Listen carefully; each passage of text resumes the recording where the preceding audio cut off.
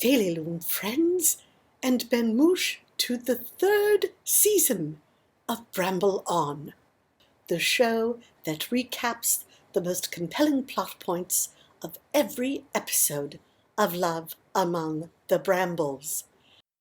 Today we kick off season 1770 with episode 15926, On Ice. As you recall, at the end of last season, at the Grand Amas ball celebrating the Mez, the Fawn Witch returned, and in her desire to curse Prince Raffia, froze the entire ball. A ball which we did get to see, much to the joy and delight of the fans and viewers. We begin this episode with those at the ball still frozen, still on ice. Who can save them when they are all there? Who indeed?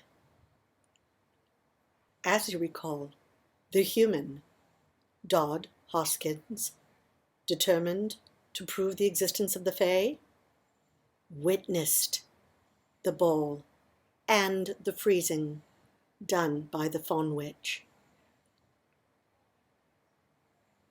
This is all the proof he needs. They're all frozen. They can do nothing. Should he spirit away and get another human to verify the tale? And just when we think just as he dashes out the door to do as much, in come Stalk and Brooke.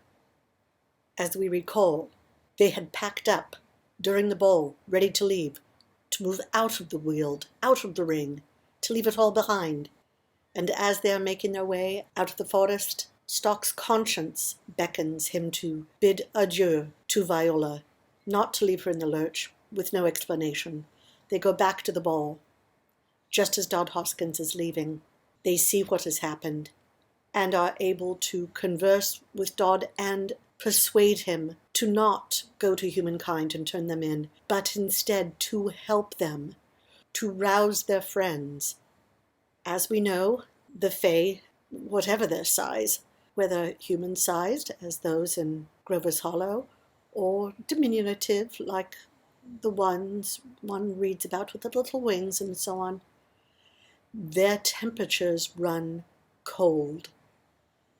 Stalk and Brooke do their best to warm up their friends, rubbing their hands, starting little fires, but nothing happens.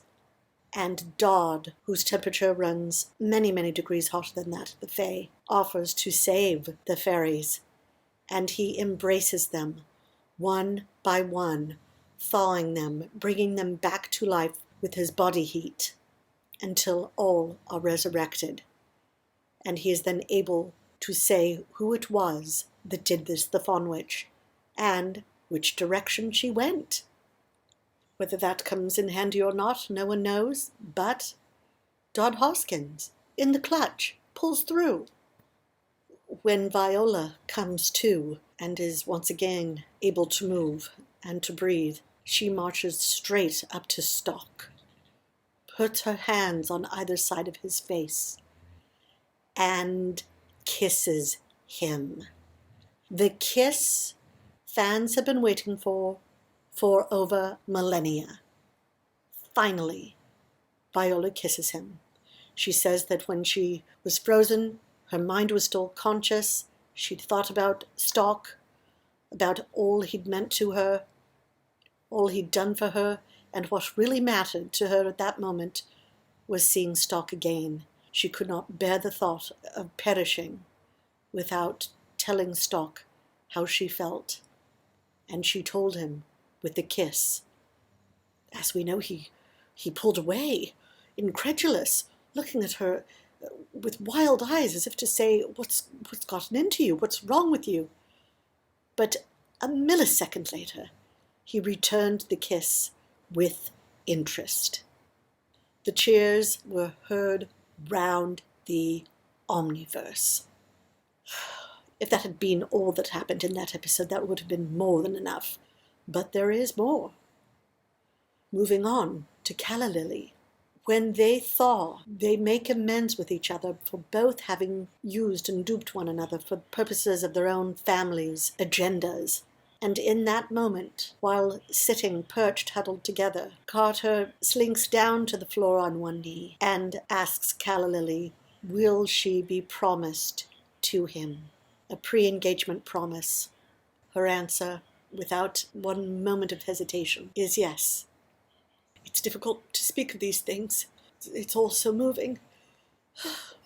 Slate, in that frozen moment, made a decision of his own, and his decision is to get out of his sham marriage to Dahlia, and to eschew once and for all Lena, to be his own man, and not kowtow to these two women, whom he would have never had anything to do with had he not imbibed spirits to excess at Monte Cassino. The heart swells. Citron, hell-bent on pursuing career to the exclusion of all else, having spent her entire life making decisions based on her beau du jour, she acquiesces and agrees to give Jeffrin another chance. It's all so beautiful. Pearl, Nanny Nettlebottom, throughout the freezing ordeal, developed hypothermia and is immediately taken to Healer's cottage before Stalk can say what is in his heart to Viola, before she can truly let him know how she feels. They were separated right after the kiss by this intense need to heal Nanny. When Magnolia awakes, she realizes she now has nothing and no one. She has nothing to live for, no one to live for. How that will bear out in her story, one does not know, and one fears to speculate. At Stalk's urging, Brooke befriends Dodd Hoskins, Stalk fully aware of the damage that could be inflicted on the ring should Dodd elect to turn them in. Brooke does so, and Dodd is grateful for the friendship. In another corner, Mayor Hollow, off on his own, rueing his inaction with the transit authority, weeping over his inability to make real change on behalf of the ring. Milliam goes over to him, and Mayor Hollow expects Milliam to offer words of condolence. Milliam does no such thing. He tells Mayor Hollow, "It is time to get your act together, man," so to speak. "This lollygagging with the transit authority has gone on long enough. Be a fay and get the job done." Meanwhile, Raffia, Prince Raffia, the moment we've all dreaded, he and Lena get together. They team up with a plan for vengeance, as applies to the Fawn Witch. And worse yet, when Raffia learns that the human, Dodd Hoskins, not only saw the bowl, but is the one who saved the ring, Raffia vows there can be no witnesses to what happened. Perilous foreboding, as pertains to Dodd, and what thanks for all he has done, to now have his life threatened, unbeknownst to him, by the way. Well, as you can see, this episode picked up right where it left off. Again, a 5 mushroom rating. Well deserved. And before we get to our callers, I would be remiss if I did not bring up today's sponsor. It is the Bobby's Bakery. Bobby's, originally, of course, named Beelzebub's Brides, a coven of witches. Their first story, Fresh from the Coven, is now available as a gift to fans of Bramble, with a link in the description below. Click that link and you can get your free copy of Fresh from the Coven. Now, let's move on to our callers, shall we? Caller number 1, what have you to say about episode 15926 on ice? Oh my gosh! Do you have any idea how long I've waited for Viola and Stalk to kiss? For more moons than Carter has pills. Oh, my goodness.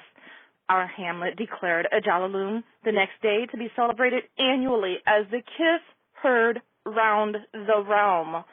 Oh, please forgive me, I'm almost hyperventilating.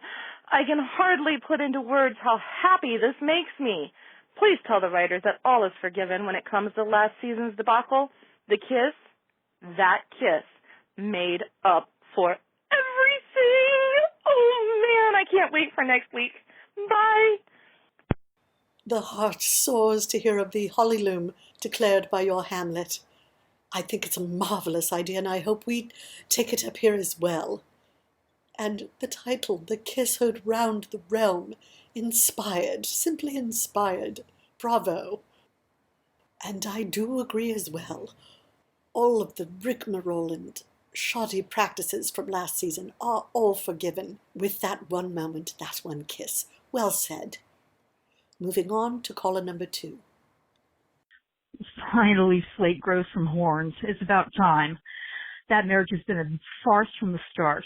If you ask me, both Dahlia and especially Lena are nothing more than lowborn opportunists. So file the papers, Slate. Make it official. Hear, hear. Well said that Slate finally grew some horns.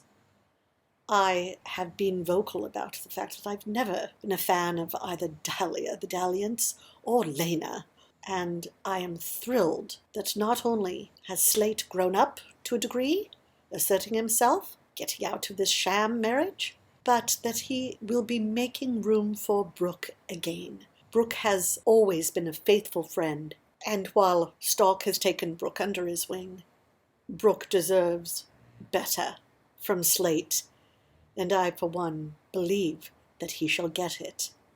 As for filing divorce papers on the behalf of Slate, I believe there's a lot more to it when it comes to divorce in the Fae realm. I don't think it will be as simple as going down to City Hall and filing a paper or two and getting a notary. We shall see. But like you, I look forward to the dissolution of that union becoming official. And last, caller number 3. I gotta admit, I've never liked Dodd Hoskins or the uppity actor who plays him. But after he saved the ring from being forever frozen, I've changed my tune. And the actor did a tremendous job. I'm actually looking forward to more scenes with him. This looks to be one fennuva season. Things have been touch and go with Dodd Hoskins and the theatrical who plays him. It looked like negotiations were breaking down with the actor's contract. He didn't appreciate being only an occasional character in the narrative.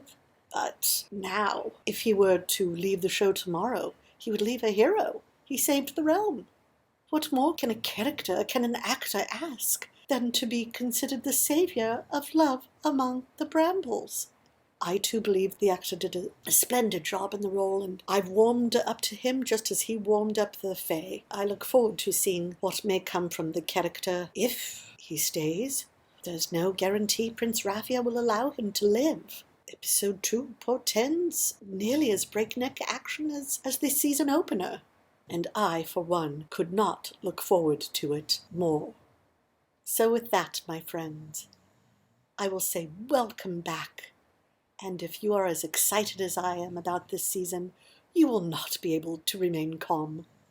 And yet, we will. Bramble on. Tuta.